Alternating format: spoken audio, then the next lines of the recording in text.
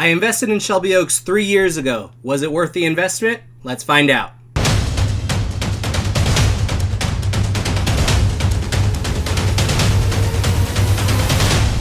Hello everybody, welcome back to the Darwin's Room channel. Que lo que mi gente del Caribe. Today we're going to be talking about Shelby Oaks. Shelby Oaks is written and directed by Chris Stuckmann, and it stars Camille Sullivan and Sarah Dern. It follows a woman who sets out to find her missing sister and solve the paranormal clues that surround her disappearance. This was a movie that I have been very excited for. As I mentioned in my intro, I invested in this film 3 years ago, and I was very glad to do it, very excited to do it. And I really love Chris Stuckmann. I think he is a great film critic and a great movie content creator in general. And I had been watching him since 8th grade. So it was a no-brainer when he announced that he was going to make this film that I would want to contribute to it. So I did so. And was it worth it? I think it was. This movie is very well done, and it is a solid debut from Chris Stuckmann. He provides an intriguing blend of what is a very documentary-style found footage horror film before he converts it into a feature film style of horror that you more traditionally see in cinemas. And so I thought that the way he did that was very clever and very intuitive and helps to subvert expectations from the audience and provide you something different that you might not have expected, and therefore causes you to think more about it and talk more about it afterwards, and helps it just to simply sit with you more so and appreciate it that much further. It's also strongly led by Camille Sullivan. She gives a very heartfelt and engaging performance. I loved her in it. She really carries this film on her shoulders. She's an anchor for it, and she does such an incredible job.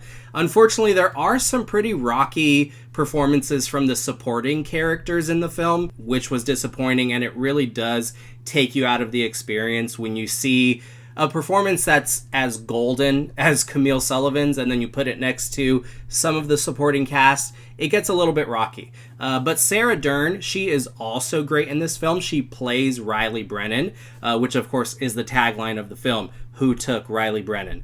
And she does a great job. I was really impressed with both of their performances, and they are essentially the heart of the film. They are this sisterhood connection that you are rooting for as you root for our lead character to find her sister and to figure out what's going on and why she went missing. And through that, there is some really solid tension building, and Chris Stuckmann, he does some really exquisite work with the cameras and angles and causing the audience to follow the camera and build that anticipation of, is something going to jump out, or is it simply the tension building? Is it simply the anticipation of it? And I really appreciated that. In addition, I also enjoyed how in the background, he kind of leaves Easter eggs in the sense that there are scary things in the background and some unsettling imagery, but not all audience members are going to notice it. It's very discreetly incorporated and therefore makes it that much more enjoyable. And so I thought it was really cool how it's not just the outright scares, it's also the unsettling background atmosphere. That being said, he also updated the set design, some of those special effects, practical effects. There's a little bit more gore in this version of the film that I watched, since the initial cut of the movie that I watched did not have as much. This one has a little bit more. It definitely works. It's not overdone. It's not too much. It's perfect for what this film is and what it's trying to provide and accomplish. However, that does not mean that this film is without any cons. There are some issues that this film brought to the table. The first one being that the pacing is very inconsistent due to some of the momentum feeling kind of on again, off again, on again, off again. And it causes the story to feel like it never gets going.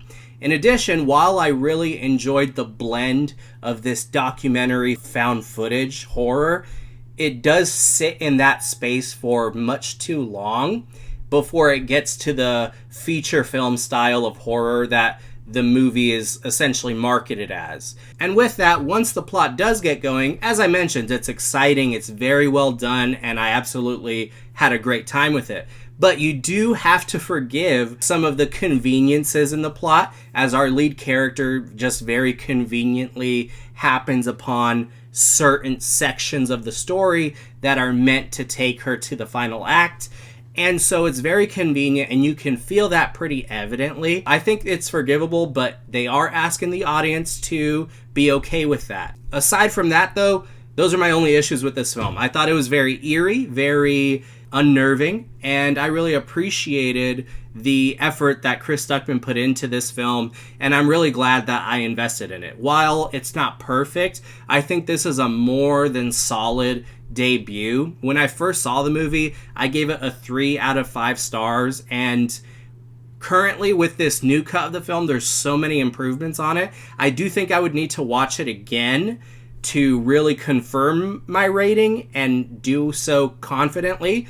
But I'm going to go out on a limb here, and I'm going to say that Shelby Oaks, for me, as of right now, gets a 3.5 out of 5 stars. I really loved all of the updates they were able to make with Neon on board. I love what Chris Stuckmann was able to create with this story, written and directed by him. So that is a huge feat. It's really historical. It's really fun for cinema, and I appreciate that this was able to be a thing, to happen. A YouTube movie reviewer turned film director and writer. That's really exciting. I really enjoyed it, and I hope that you guys enjoy it as well. It was definitely, for me, worth the investment.